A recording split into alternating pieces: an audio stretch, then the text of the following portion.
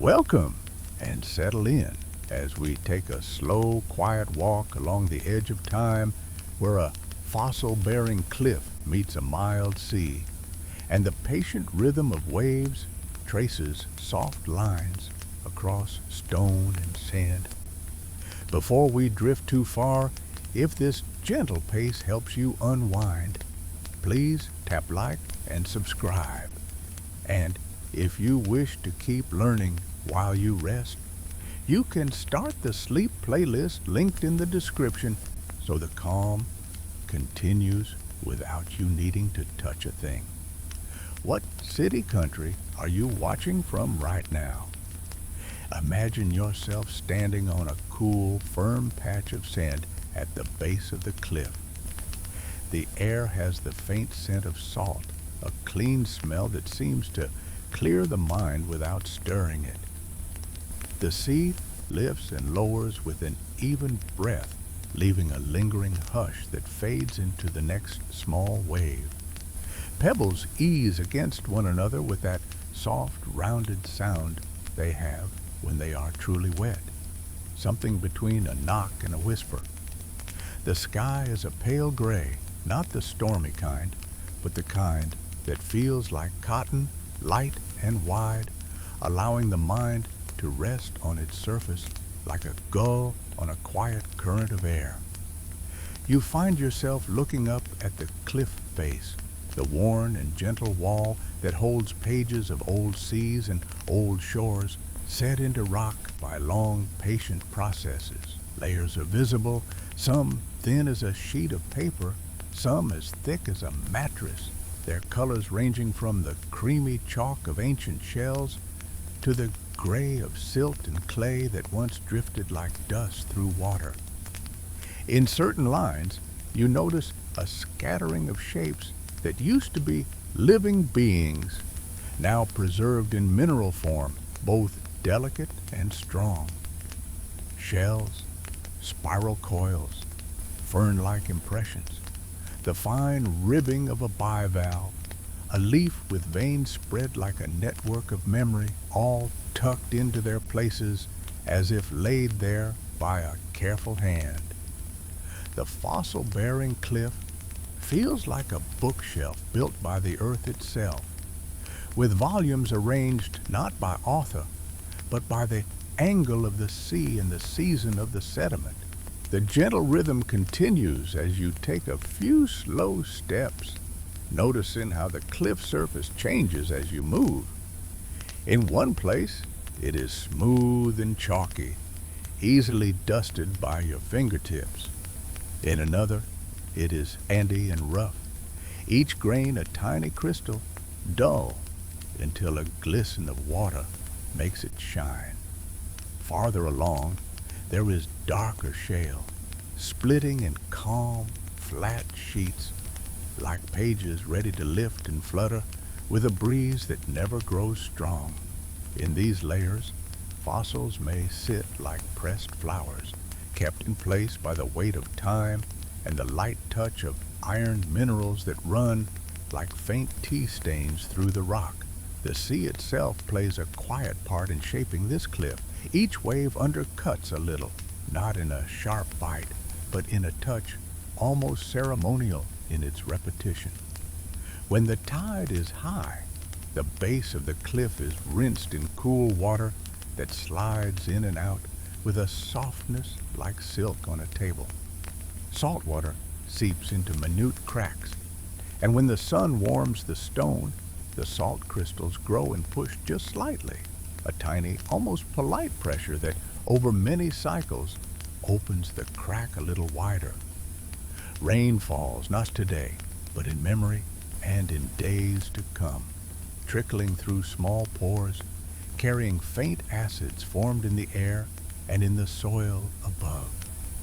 Those acids, gentle and dilute, whisper to calcite and aragonite, speaking in the language of dissolution, a language that is slow and soft and never urgent. Imagine yourself beside a patch of chalk, the pale remnant of countless microscopic organisms that built tiny plates of calcium carbonate in a warm sea, layer upon layer, settled in a quiet drift, and the weight of water helped them grow into a firm mass with time. The plates themselves, coccoliths from coccolithophores, were once so small that millions could rest on your fingertip, and now they bind together to form a cliff that rises higher than a house. The gentle rhythm continues as the sea takes a little and leaves a little, smoothing the base of the chalk and setting flint nodules into view like beads in a quiet necklace. Flint, dark and glassy, formed as silica moved through the chalk in solution and gathered into nodules around small holes in the tapestry. The silica may have derived from the spicules of ancient sponges, tiny glass needles that once supported lips on the seafloor. Over time, the silica gathered, grew dense, and hardened into smooth, rounded kernels that stand up to the sea with stoic calm. They roll down in their own time, land on the strand, and become pebbles that keep the memory of the cliff even as they leave it. Imagine the slow, soft clink of flint pebbles as little waves roll them back and forth, and the way their dark surfaces shine when wet and look velvety when dry. The fossil layers tell a story without raising their voice. Think of a thin lens of fine silt that settled after a storm in an ancient sea. The larger sand grains fell first, then, in the quieter waters, the clay flocculated and drifted down. Tiny shells were caught in this slow, steady rain and laid to rest in a way that let their form remain. Later, as the pressure of overlying layers increased, the water among the grains found paths to leave, and minerals precipitated in the spaces, cementing grains together, not in a hurry, but with the patience that deep time allows.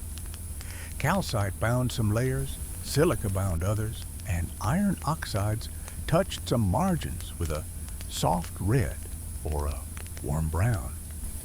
You might run a hand along a ripple mark preserved in stone, a ripple that was once as ephemeral as a pattern in water or a dune of sand. Now, it is fixed, part of the fossil record, not of a creature, but of a moment when current and sediment danced in a certain way. The same is true of cross-bedding in a sandy layer, where thin sloping sets tell of currents that moved sediment in steady pulses. Each new bed set at a gentle angle across the old.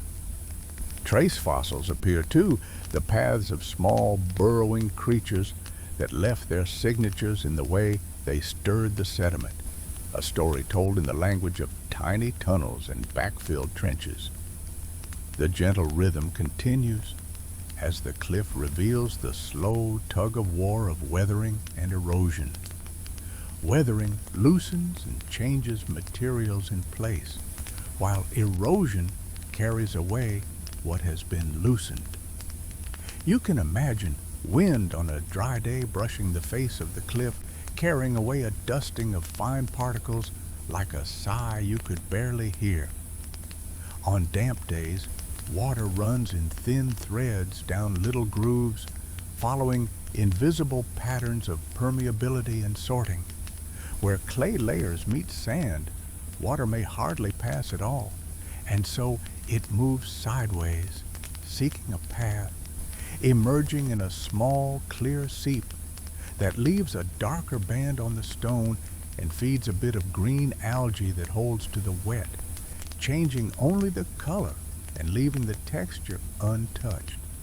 Above the cliff, where grasses and small shrubs grow, roots extend into the soil and find cracks in the rock. The roots do not pry with forceful noise. They expand and contract with the rhythms of day and night, of wet and dry seasons. In their slow growth, they create space and invite water to follow. Small birds nest along the edge and visit the top, leaving the faintest traces of their life in subtle, pale marks that weather away gently. Even the soft tread of small animals that use the cliff path plays a part, loosening grains here and there, carrying some downward on small paws, and leaving the rest to the wind. Imagine the time scales at play, the time scales of days, seasons, centuries, and longer still. The daily tide comes and goes, a clock that carries the water up and down in a steady rhythm. The moon leans in and pulls. The sun adds its quiet encouragement, and the earth turns, and the sea obeys in an endless, gentle sequence. Over longer spans, sea level drifts, sometimes rising, sometimes falling, an arc that takes centuries and millennia to write itself into the landscape.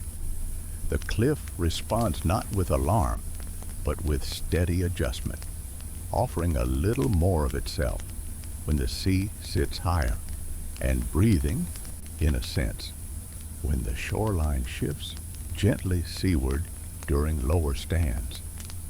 Within the cliff, each layer holds its own age, older beneath, younger above, unless a fold or fault move things quietly in the deep past. Most of the time, the order remains simple and helpful.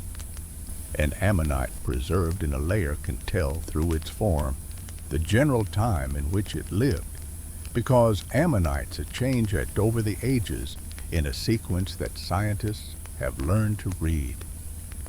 The gentle spiral, the ribbing, the curve of the shell are like notes in a melody that changes from one era to the next. Bivalves and brachiopods also carry messages in their symmetry and ornament. Together, these fossils offer a calm, steady chorus, a way to place a point in time without any hurry. The cliff might include a thin volcanic ash layer, a pale gray line just a few millimeters thick, a gift from a distant eruption long calmed. In that layer lie small crystals and glass shards that can be dated with methods that rely on the steady decay of certain isotopes, a pace so regular that it feels like a timber deep within the Earth's materials. Zircon crystals, tiny and tough, keep their own internal log of uranium, turning into lead at a measured rate, allowing a quiet calculation of age. This dating does not disturb the cliff. It simply respects the records that are already there and reads them gently. Imagine pausing by a place where the cliff forms a shallow alcove, a softly shaded corner where the air is a little cooler and the sound of the sea is slightly muffled. Lichens mark the surface with pale circles and muted greens, slow-growing partners of fungi and algae that draw what they need from rain and air. They colonize roughness and neglect smoothness, and in doing so, they enrich the surface for other small life. Mosses find purchase where water lingers a little longer. The stone is not just an object, but a tiny landscape of its own, filled with microclimates and small gradients of moisture and light. On the strand, you might pick up a pebble, turn it in your fingers, and then set it down again. The pebble's shape tells a story of transport and wear, of bumps and turns and subtle grinding that resolved edges into curves. Some pebbles are bits of the cliff. Others arrived from farther away along the coast, brought by longshore drift, that slow sideways movement of sediment caused by waves meeting shore at a gentle angle. Over many tides, pebbles migrate, but no pebble is ever in a hurry.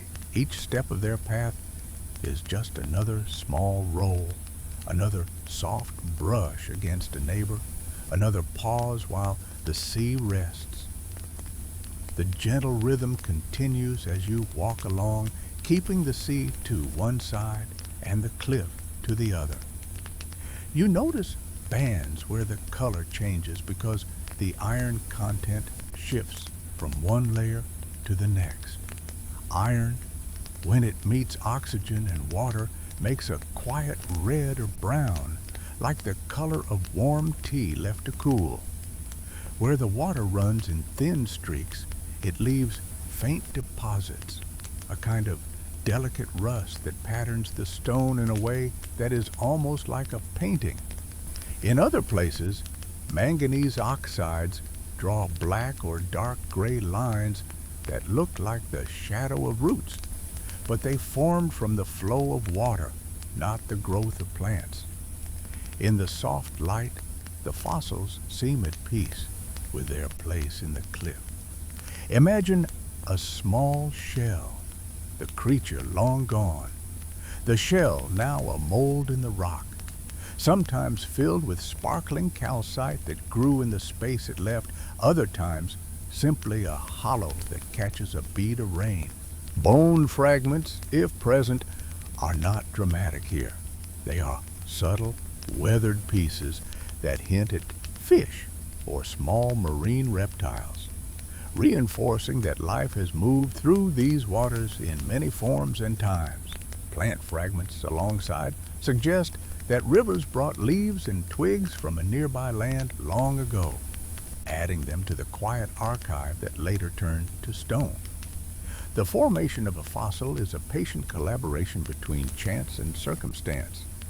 A shell or bone must be buried quickly enough to be shielded from decay, but not in a violence that breaks it apart too much. Then minerals in the water among the grains can slowly fill the spaces in the organic material, replacing it or supporting it until only the mineral remains, retaining the shape and fine detail. In mudstones made from clay, the fine grains wrap around the object and hold it with care, allowing even delicate impressions to persist. In sands, the detail can be a little softer, but the shapes still carry across time with a serene fidelity. Imagine yourself tracing the boundaries between two layers with your eyes, noticing how one ends and the next begins.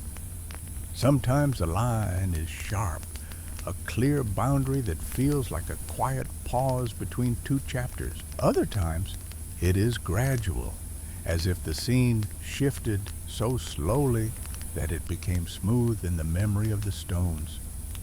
Storm beds may show themselves with larger fragments and occasional bits of broken shells, a whisper of energy that came and went.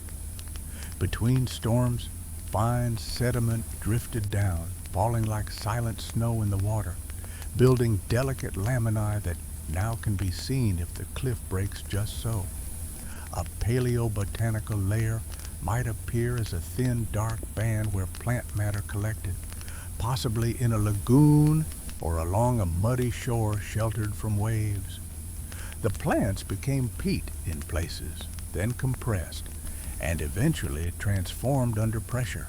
Even a thin band of this sort can carry a scent when it is freshly broken, a faint, earthy hint of what it once was, fading quickly into the salt air. It is surprising and not surprising at the same time that traces of ancient swamps can sit within a seaside cliff. Everything is always meeting everything else in the earth's own slow choreography. The gentle rhythm continues with the tide. You listen to the small lap of water at your feet and realize how integral this sound is to the cliff's life. Wave energy here might be modest today, but over weeks and seasons, storms will come, not to be feared now, but to be acknowledged as part of the system that shapes coasts. Between those episodes, long periods of calm, let the suspended particles settle and the beach profile return to its gentle slope. The slope itself adjusts, as if it knows how to find stability, always seeking a shape where incoming waves lose their force neatly and leave a calm swash. Imagine placing your palm on the rock and feeling the coolness that the stone holds even when the air is pleasantly mild. Rock is a good sink for the day's warmth, and at night it releases heat slowly, warming the thin layer of air close to its surface. Dew sometimes settles on the stone, bead by tiny bead, and then the beads merge and run. Where dew collects and runs regularly, surfaces weather in a different way. On the overhangs and in the notches at the cliff base, salt can be seen in fine crusts that catch the morning light and then disappear when the wave wash comes by again. Over longer arcs of time, the whole coastline changes. Rivers upstream bring sediment when rains are heavier, and the sea receives them kindly, spreading them out into deltas and beaches. When glaciers were present in colder ages, sea level was lower and the shore was far from where it is now. The cliff then stood higher and drier, perhaps distant from waves for a time, and then, with the slow melting and the rise of the sea, water returned to its base and resumed the gentle work. In some regions, the land also rises or falls slowly, as deep mantle processes shift mass around. All of these motions are slow enough that they remain background music to the scene. You find yourself noticing small cavities in the rock, not large caves, but shallow hollows and little dimples. They form where a patch of the material is slightly weaker or more soluble, or where a pebble once lodged and then fell away, leaving a gentle scoop in the face. These cavities trap sand and moisture, providing a tiny home for small creatures that seek shelter. Snails rest there, and at low tide, a patch of limpets might be found on nearby stones, their shells dull gray and steadfast. Algae hold fast to any roughness beneath the waterline, and they wave gently as the water passes, bright greens and browns that look like soft hair in a current. A pale ribbon of calcite might run through the cliff, a narrow vein filled from mineral-rich water that once found a crack and adorned it. The vein does not disturb the peace of the stone, it simply marks a path taken and then sealed like a clear thread sewn into fabric. In other places, thin plates of gypsum may form in salt spray zones only to dissolve again in the next rain, part of a cycle that never settles into a single state and never needs to. The cliff is a conversation of minerals with water, and the conversation continues at a tempo that comforts, never hurries. Imagine the night here. The sea darkens to slate, then to deep ink, but the foam lines remain pale, and the sky offers a quieter light from stars or a passing moon. The cliff face becomes a silhouette with soft edges, the layers less visible but no less present. The sound of the waves becomes even more prominent, a lullaby in simple repeating lines. The air cools a touch, and any breeze turns gentle, keeping a steady path along the shore. You can almost feel how the cliff is still under moonlight, how the processes do not stop, but they seem to draw the darkness close and hold it like a blanket around slow change. Even in winter, the story keeps the same tone. A bit of frost may settle in micro cracks, and the freeze-thaw cycle does a little work. Water expands slightly as it freezes, it pushes, then it relaxes again as it thaws. The pushing and relaxing happens many times, and in its measured pace, more of the surface loosens into small grains or little flakes. In summer, the sun draws moisture out of the stone, and salts concentrate in salt spray zones, their crystals growing and contracting with the changes. Neither season rushes the process. They simply play their parts in a long ensemble piece. On the beach, the grains tell their own subtle tale. Coarse sand rests above certain slopes and shifts under the smooth push of a plump wave. Finer sand settles in quiet pools and back eddies where the water hesitates before returning to sea. Closer still to the cliff, mixed pebbles mark the line where storm waves once laid a higher mark. Each material responds to the water's touch in a manner that suits its size and shape, moving a little at a time or hardly at all when the conditions are too gentle to disturb it. This threshold for movement is itself a kind of comfort, a principle that promises stability at low energy and adjustment only when the sea asks for it. The gentle rhythm continues as you listen for life around you. A distant gull calls, not sharply, but as if content and idle. A tiny insect dances in the light, just beyond the cliff shadow, then settles back down. You might see the flicker of a fish at the waterline, then a calm again. These small signs remind you that the cliff, the sea, and the life that inhabits both are part of the same slow breathing. Stones hold memory, water writes and rewrites the edge, and life moves through the scene with acceptance. You find yourself thinking of the earliest sediments that would one day become this cliff. The grains began as pieces of mountains and older rocks, eroded by streams that never shouted, but that persisted.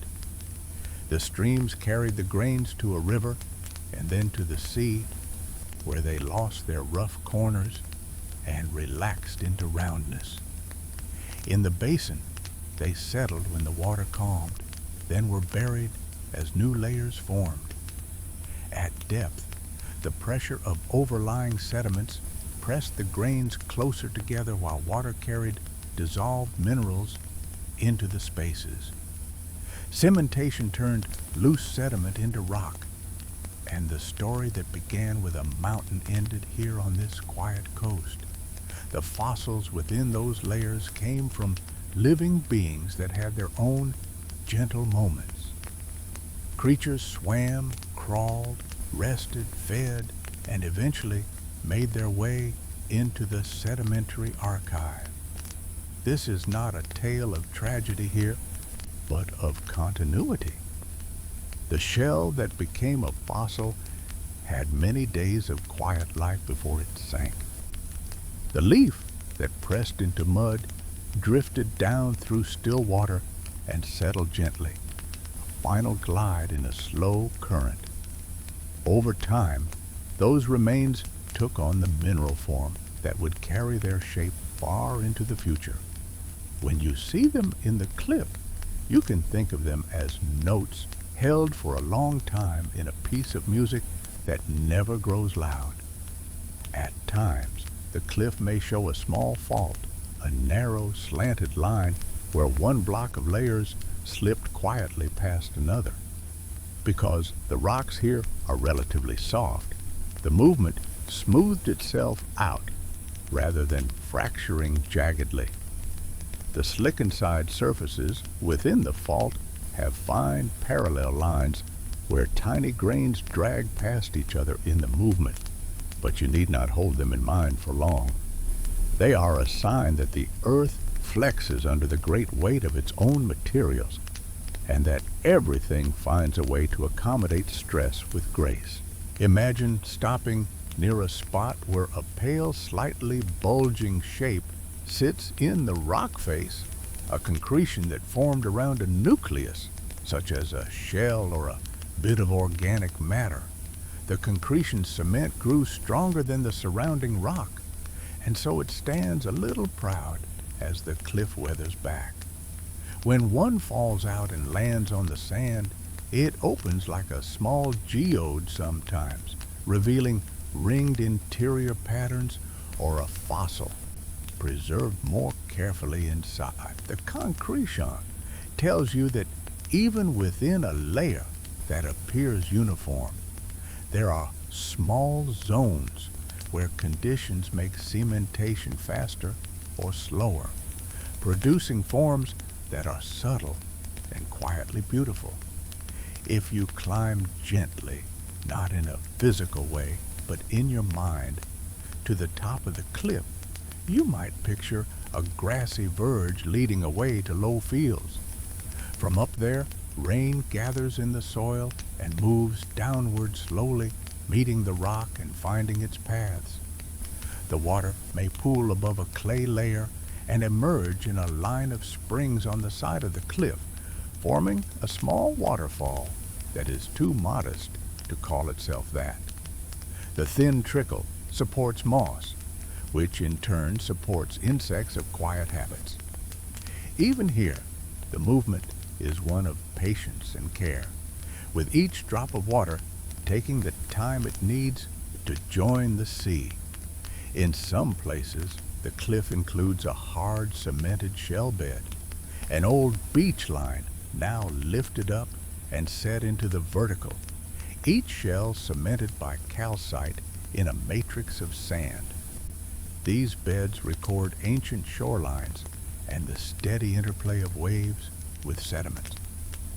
Because they are harder than the layers above and below, they can form ledges that resist the sea a little more than their neighbors. Over long spans, the layers around them weather away, and the ledges stand for a time, buffeted gently, until they too soften and join the smooth wall once more. The gentle rhythm continues with the thought of microfossils that most eyes never notice in the field. Tiny foraminifera once built delicate shells of calcium carbonate in the ocean, shells so small that only a careful microscope view reveals their chambered loveliness. Their shells collected on the seafloor in numbers beyond counting, forming pelagic ooze that later hardened into limestone and chalk. The fact that immense cliffs can form from tiny bodies is a reminder that the world is built from countless small acts repeated patiently. No one wave forming the shoreline, no one year making the layer, and yet together creating a structure for the ages. Chemistry also leaves its calm marks. Where groundwater carries bicarbonate and calcium, calcite may precipitate in ledges and joints when pressure and temperature change during its path. This leaves veins and little crusts that have the look of frost in stone. In some layers, dolomitization may replace some calcite with dolomite, shifting the stone's character in a small way, nothing a casual touch would notice, but clear when viewed in the polished light of a thin section. You can imagine that at the mineral scale, there is a gentle exchange of partners, with ions trading places so slowly that the exchange feels like a lingering conversation. Where clay is present, the minerals have the ability to absorb water into their structure and then release it, expanding and shrinking with the seasons. This movement loosens the cliff and slope-forming layers, creating subtle slumps that are more like slow sighs than falls. These slumps feed talus piles at the base, a gentle apron of material that cushions the cliff. The talus itself is sorted by weights and gravity, with larger blocks resting closer to the wall and smaller fragments slowly taken away. Over time, The talus rises and falls with the seasons and the years, but it always looks right for the moment that you see it. You may picture a small group of careful scientists visiting such a cliff in daylight, moving slowly, taking notes, and collecting a minimal few pieces with respect. They read the layers with patience, note the thickness of beds, the composition of grains, the presence of fossils, and the direction of cross-bedding.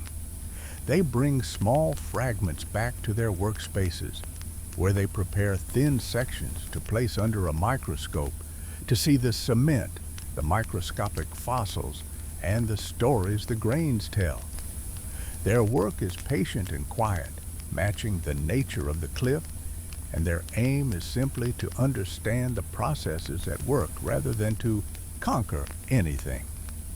Imagine the cliff as it looked long ago, when the topmost layers were still being deposited. The sea was perhaps a bit warmer then, and the organisms were those that thrived in that climate. The currents moved gently, and the sediment supply came from a river now long shifted, or perhaps from the slow fall of plankton. Over the ages since, the layers compacted and cemented, the land lifted slightly, and the sea found its way to the base of the resulting cliff. The scene today is different in details, yet the mood feels similar. The same interplay of water and rock continues, the same exchange of material and energy in ordinary ways. Along the face, you might notice wave-cut notches where waves at a particular level concentrated their soft work over a span of years.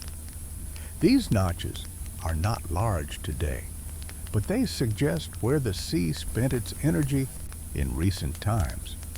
As sea level rises or falls gradually, the notches mark different elevations, like faint pencil lines on a door frame that record the height of a child through the seasons.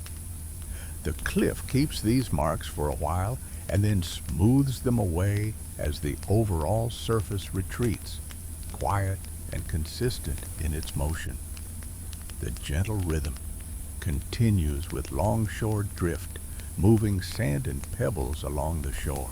Where a headland interrupts the flow, a small sandbar may grow, then get reworked by the next series of tides.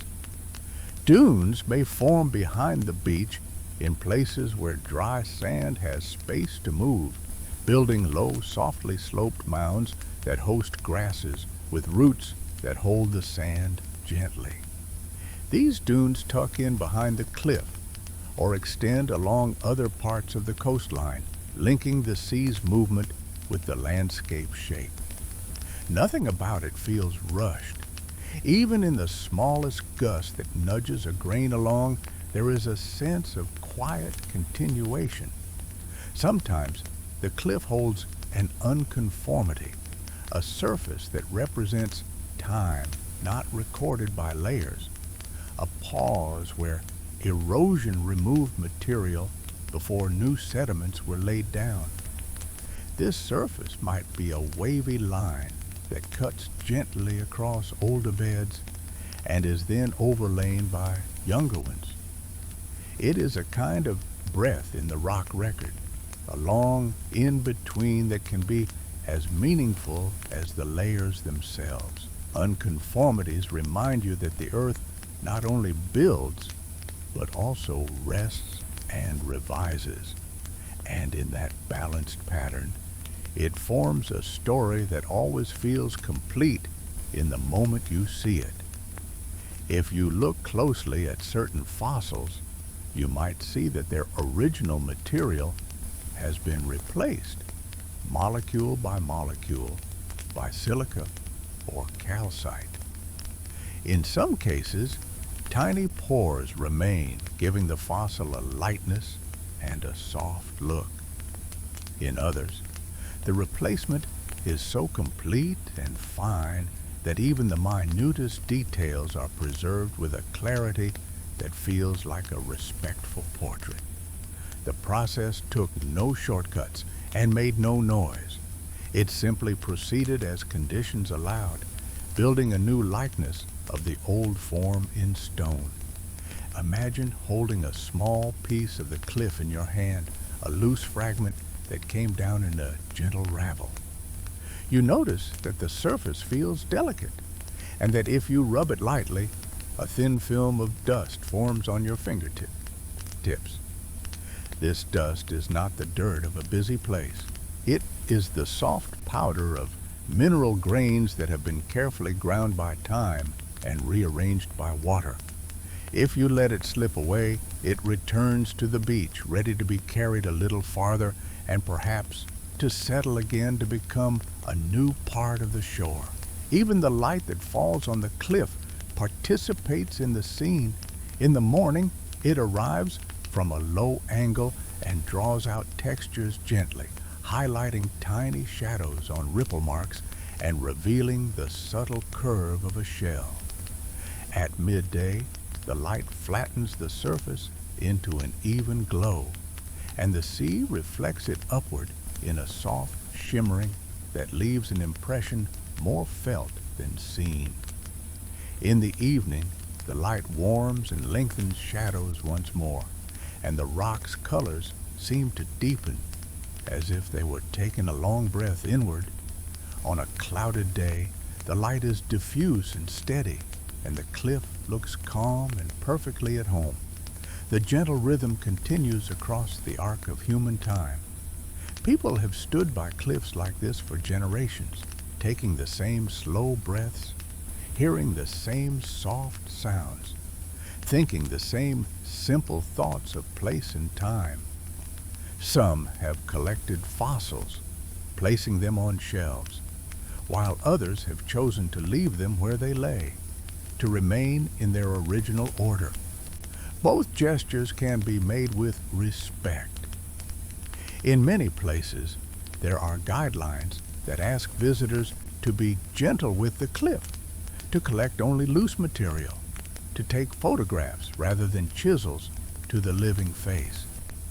These guidelines are consistent with the pace and the nature of the place. Imagine now that you are halfway along this gentle walk, the sea still whispering, and the cliff still holding its quiet stories with grace. How sleepy are you on a scale of 1 to 10? The story continues with a look into the deeper past preserved in the layering. You might find a section where a river delta built outward into the sea.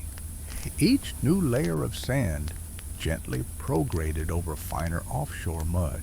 Coarser grains indicate channel margins and mouth bars, while silts point to more distant settling. The geometry of these layers tells a calm tale of shifting channels that spread and retreated with the seasons. Even in the arrangement of pebbles and sands, you can see the rhythm of flood and drought, a swing as soft and reliable as the beat of a sleeping heart. Far offshore, fine clay particles drifted down, forming the thin laminae that would become shale, a rock that splits neatly and quietly along the plane of their original alignment.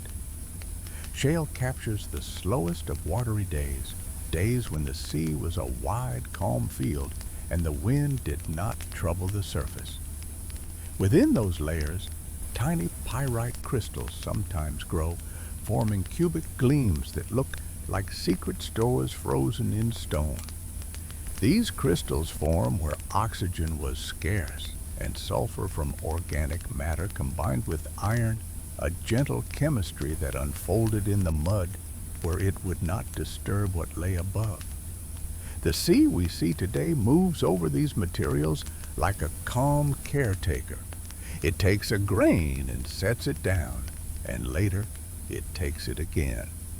In sheltered coves, sea grasses soften the water's push and pull, laying down thin mats of organic matter that may catch fine silt and form another delicate layer of quiet life. The grasses wave slowly and offer a home to small fish and invertebrates that live in the nearshore zone. Above the waterline, the same grasses hold the dunes in which they root, connecting land and sea in a single, soft gesture. In some cliffs, bands of marl appear, a mixture of clay and carbonate that speaks of changes in water chemistry and sediment delivery. When rivers bring more clay, the marl grows grayer. When the sea is rich with calcareous plankton, it grows lighter. The alternation may align with longer cycles in climate that shift the productivity of the sea and the rainfall on land. These cycles are slow, measured by the tilt and wobble of the earth and the path of its orbit, and they leave lines in the stone that mirror their steady patterns. You need not know the names of these cycles to feel the pattern. It is enough to sense that the earth turns within larger turns, and everything breathes in time. Imagine taking a long, slow look at a shell bed where many small bivalves rest together. They might all lie with their convex sides upward, their hinges pointing a similar way, suggesting the direction in which small waves and gentle currents oriented them before they were buried. This is not dramatic, but it is satisfying, like seeing footprints settle into wet sand and then be covered by a single, quiet sweep of water. Later, another bed lies on top, perhaps with thin layers of sand between silt, like sheets in a stack, each representing a separate small event in a series that carries no urgency. In a chalk cliff, the presence of flint nodules often marks certain horizons. The nodules are spaced at regular distances, as if placed there with intent, but it is simply the result of conditions being right for silica to gather in those layers. When the cliff weathers and the chalk wears away, the flint nodules fall out and accumulate at the base, forming a temporary edge of dark stones against the pale wall. Each tide rearranges them slightly, but the overall band remains, a soft border that feels pleasing to the eye. You might pick one up and feel the slight coolness of the flint, its smooth surface revealing hardly any texture except where a natural break shows a conchoidal curve. The gentle rhythm continues with the care of those who visit. Some come to write, some to sketch the profile of the cliffs and mark the layers and their heights. With slow strokes, they reproduce the gentle geometry on paper, not to sell or to display, but to understand and to remember. Others photograph the fossils as they find them in place, the light crossing them at a shallow angle that shows their relief. The act of documenting can be as quiet as sitting, and the stillness of that act matches the stillness of the cliff. Subtle biological processes also touch the cliff. Where spray keeps a section damp, a thin film of microorganisms forms, mingling bacteria and algae in slim layers that give the stone a faint sheen. These biofilms can accelerate the weathering of certain minerals, but they do so in soft ways, exuding mild organic acids, or simply holding water a little longer, allowing reactions to proceed in the presence of moisture. Above, lichens extract trace nutrients and fix nitrogen from the air, slowly working the surface and creating a thin layer of soil-like material in which mosses and tiny seedlings can begin. Everything feeds back into the slow, gentle evolution of the cliff face. Imagine a quiet winter morning after a calm night. Thin ice might edge a small pool left behind in the rocks where seawater collected as the tide fell.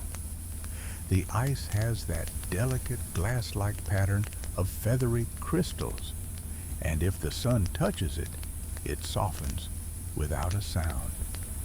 Within the cliff, the freeze-thaw cycle again makes its small contributions, making a bit of room between grains and encouraging tiny scales to detach.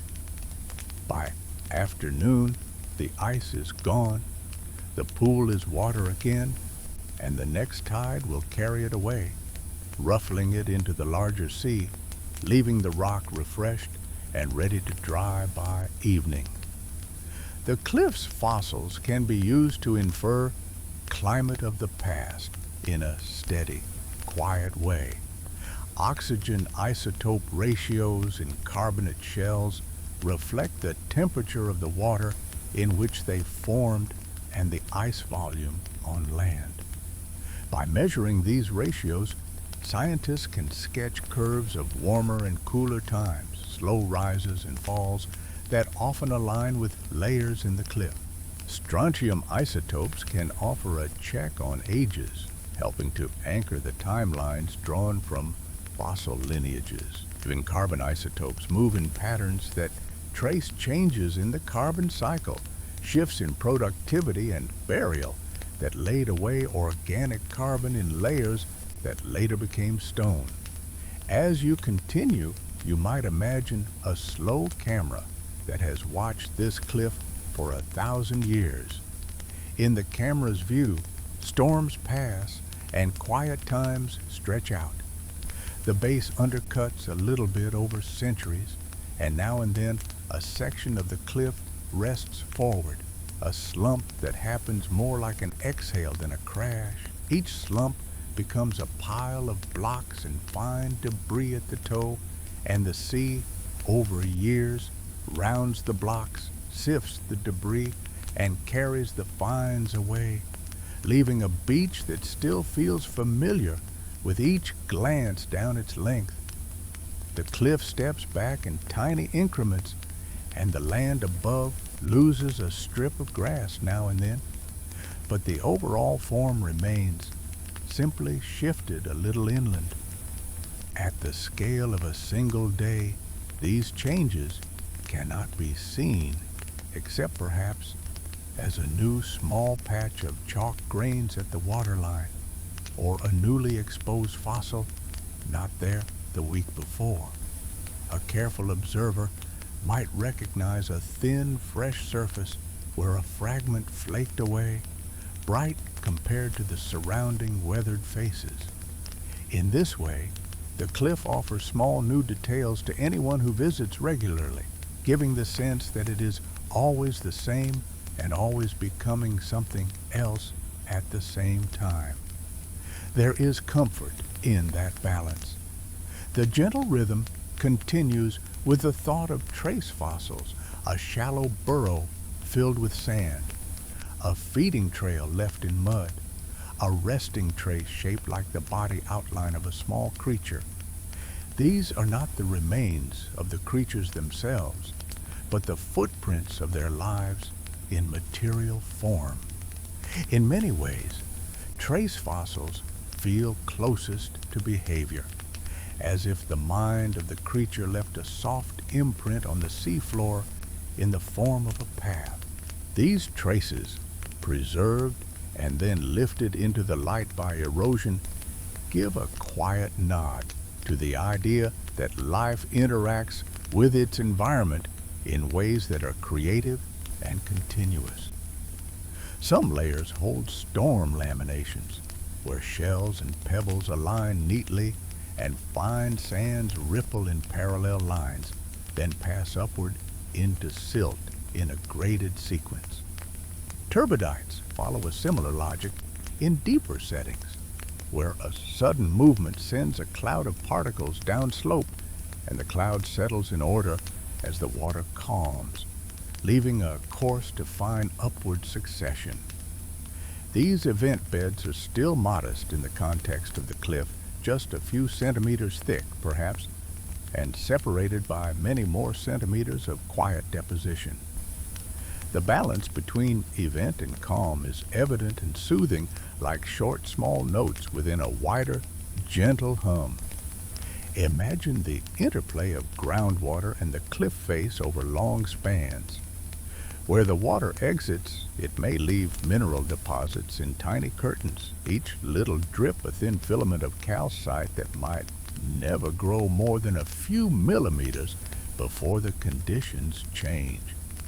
In very small niches, you might find small stalactites, hardly more than a cluster of grains, but still a miniature version of what you would see in a cave, evidence that the same processes operate everywhere, scaled by space and time in ways that always make sense.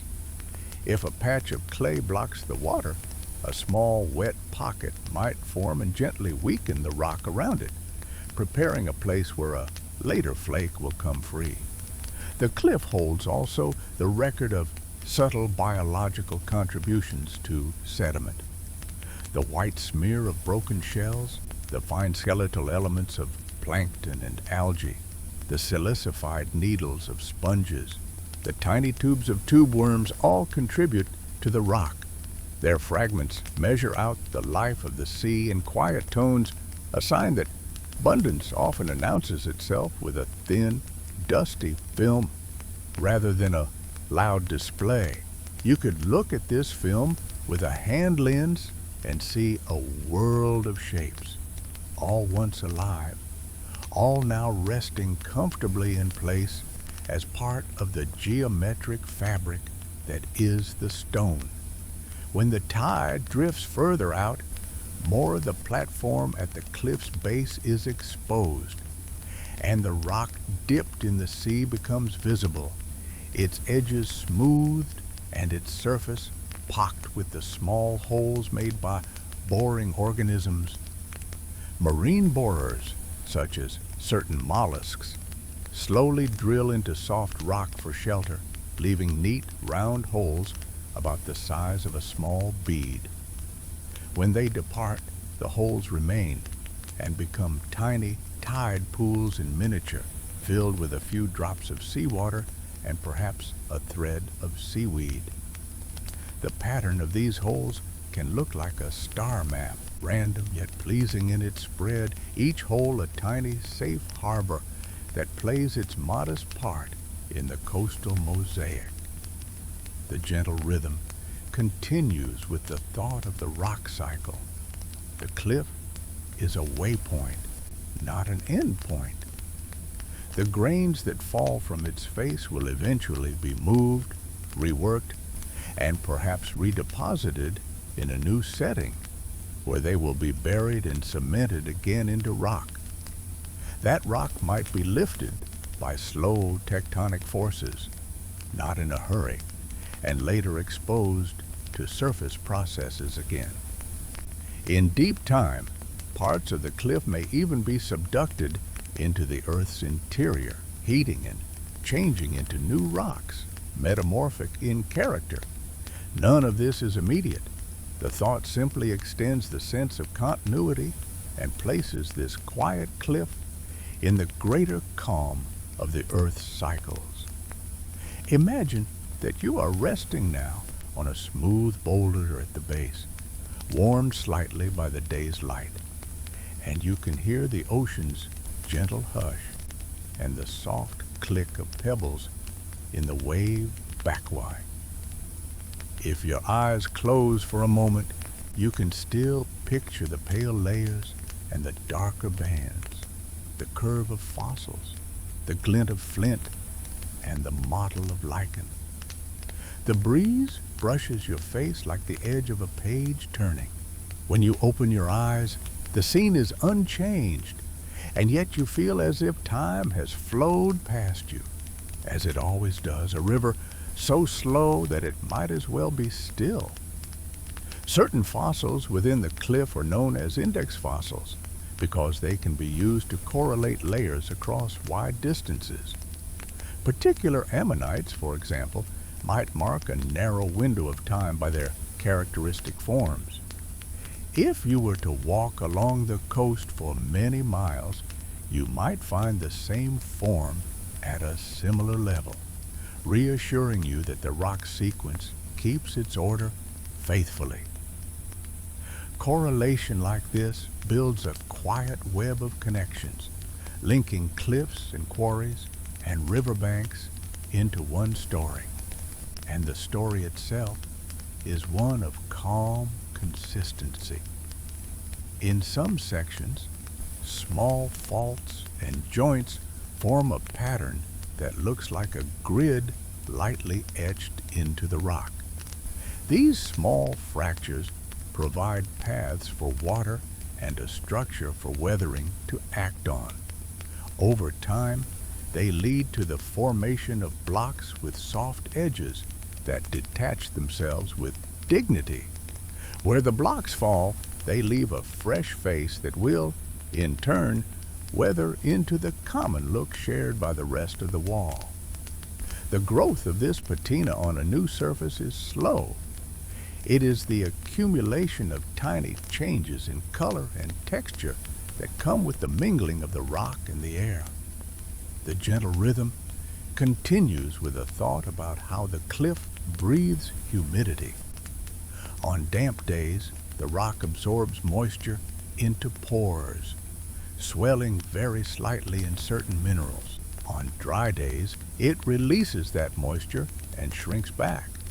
The change is not visible to the eye, but across thousands of cycles, the inhaling and exhaling of water leave their mark and help loosen mineral boundaries. In this way, the stone is never entirely separate from the air and the sea.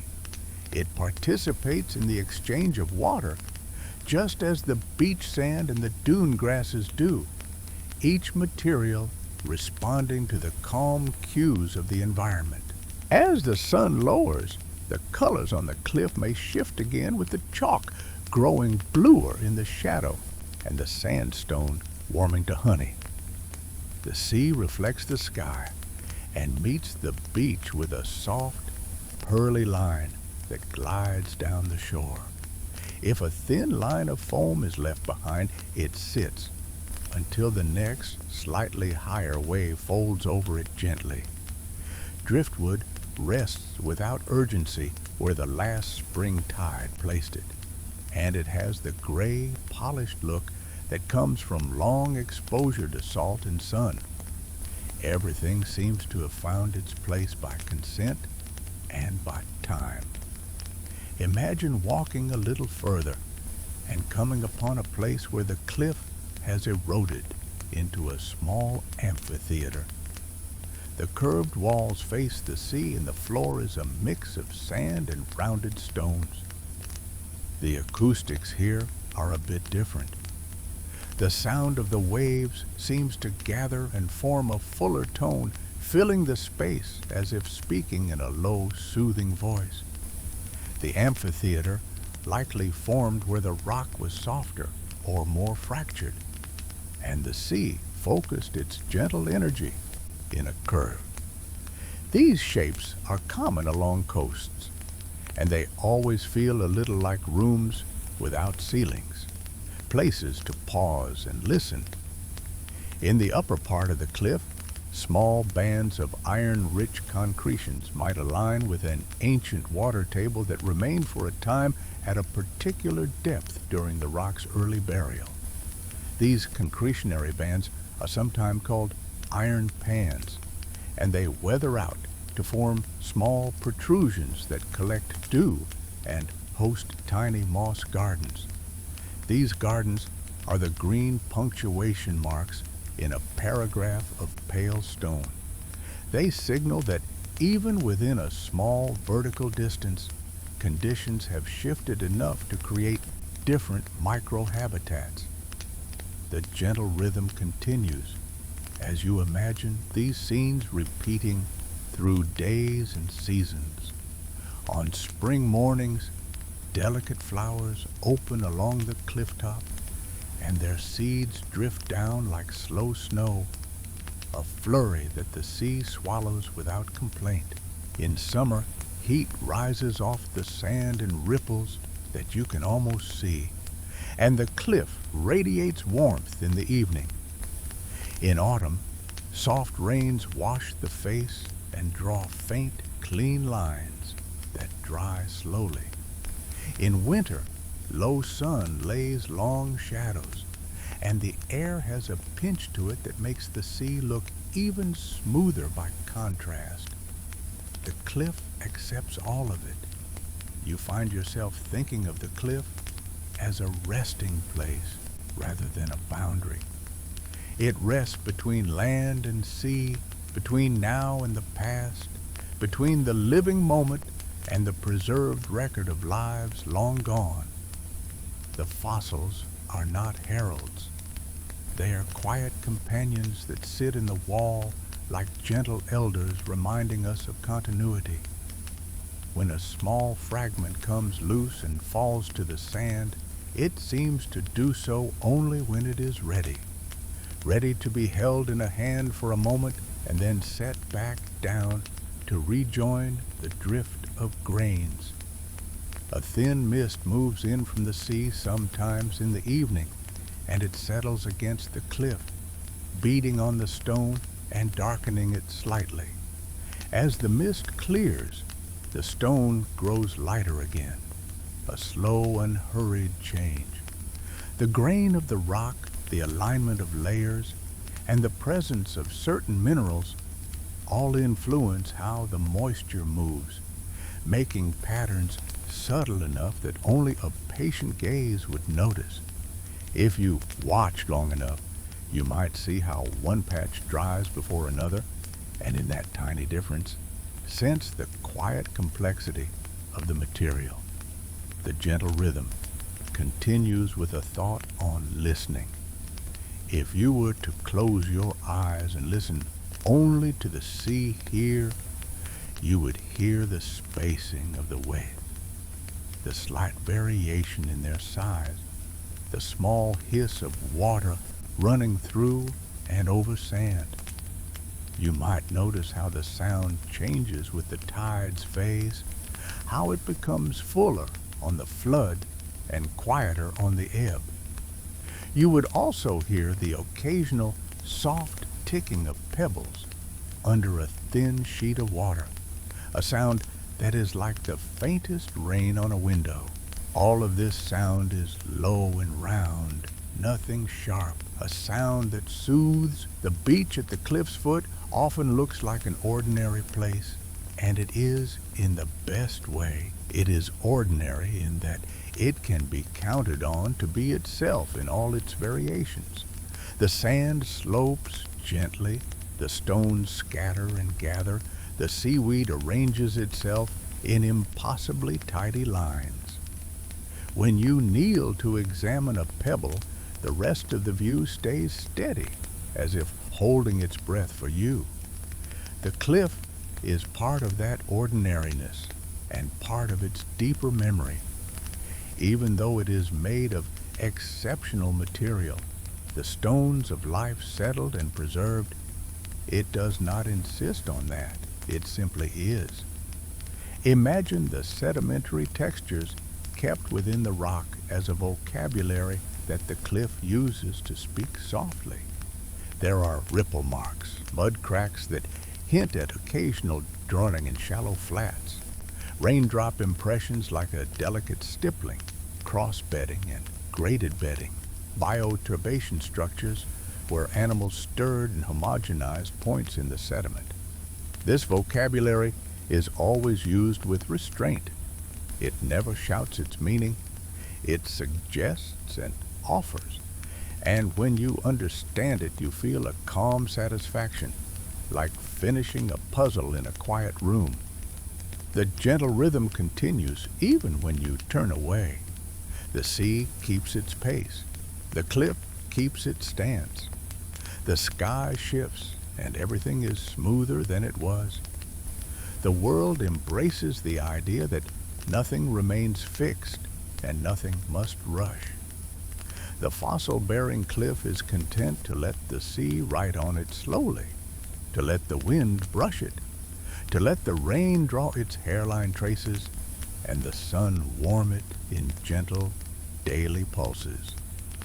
At night, when you imagine the place in darkness again, the tide maybe reaches a little higher, then drops away.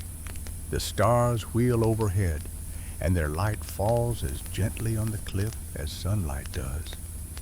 A thin band of phosphorescence might edge a wave in certain seasons, tiny plankton sending faint glows as they are stirred. This glow is not bright, but soft, a line of quiet flashes that seem to smile and then rest. The cliffs, the sea, and the sky together form a peaceful arrangement. Each one reflects a part of the other, and together they make a space in which untold amounts of time feel present and safe. You may think of the concept of geologic time, often described with numbers too large to hold easily, but here it is easy to understand it as simple patience. Each layer took the time it took, with no need to hurry. The earth does not count hours and days at this scale. It measures processes. The cliff is evidence of this approach, preserving everything in order, one upon the next, a gentle sequence that feels like stacked sheets of lightly folded fabric. Imagine now that you walk backward at the pace of a few steps per minute, and in your mind you let years pass with each step. The cliff moves too, but its movement is slow enough that your mind can record it. You see a flake fall here and a pebble there. You notice a fossil come into view as the surface shifts back a few centimeters over a long span. The beach reorients its sandbars and its small channels. The view is always familiar and always a touch new, like a favorite song played by the same ensemble with small variations each time. The gentle rhythm continues with notions of equilibrium. Coasts find balanced shapes for the energy and materials available. The profile of the beach, the slope, and width are not random. They are responses to wave climate and sediment supply, a quiet agreement between sea and shore. When one of these factors changes a little, the beach shape changes a little too, the two finding a new balance. The cliff participates by offering material and by standing as a boundary that defines where waves can do their work. If you were to rest on the sand and trace a single small pattern, say the path of a thin rivulet that runs back down the beach after a wave, you would see the same process writ larger in the cliff. The rivulet seeks lower ground. It meanders in curves that are efficient and gentle, and it merges with others gracefully. Gravity guides all of it without drama. The cliff's materials answer gravity in the same way. When a fragment loosens, it finds the lowest place available. When water seeks a path, it converges toward channels that already exist, reinforcing a pattern that emerges from the simplest rules. Imagine, in a soft way, how the cliff is part of human time too. People walk here on good days and sometimes on gray days. Children pick up pebbles and throw them into the water, watching each ripple fold into the next. Older visitors lean on canes and breathe the salt air. A dog trots, sniffing, and finds a piece of driftwood to carry. These small acts make the place feel lived in without changing its essence. The cliff watches, if a cliff could watch, and holds its peace. The gentle rhythm continues as you look back over what you have seen with your mind's eye. Layers hold fossils. The sea traces the edges. The wind and rain make soft changes, and time arranges everything in an order that feels right. The cliff bears witness to the life that once filled the waters, to changes in climate and sea level, to the persistent action of small forces. It is a symbol of endurance without hardness, of endurance through acceptance rather than resistance. This is a pattern that soothes whenever you notice it. If you were to pick a shell from the sand and set it along a small ledge on the cliff, the shell would sit there until a bird or the next higher tide rearranged it. Setting the shell down feels like a gentle note in a score that is already full. The cliff's own fossils have all been set gently in their places, and they sit with the same simplicity and calm.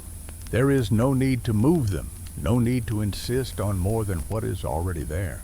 The scene is complete as it is. You find yourself near the end of this slow walk, letting your gaze soften until the layers blend into a quiet whole. The lines that once stood out now merge into a single presence. The cliff becomes simply a continuous form, an unbroken expanse of quiet color and tone. The sea line is steady, and the sky returns to its pale gray. Nothing calls for your attention. Nothing needs to be solved. Everything is already arranged in the calm way that coasts arrange themselves. And if you feel the gentle pull of sleep, that is natural here. This coast, this cliff, this quiet succession of scenes was made for slowing the breath and easing the mind. As you settle more deeply into rest, know that the cliff will keep standing. The waves will keep folding in and out, and the fossils will keep their watch without asking anything of you. If your eyes close, the memory of pale layers and soft sounds will remain tucked somewhere comfortable, ready to be visited another time in just the same way. As we come to a close, you are safe and calm, held by the steady memory of rock and water and distant time. If this slow drift helped you rest, a gentle like and a quiet subscribe will help us keep releasing these soft journeys this often. And you can let the playlist in the description carry you further while you drift into deeper sleep. Breathe easy. Imagine yourself on the shore again whenever you wish, and let the gentle rhythm continue through the night.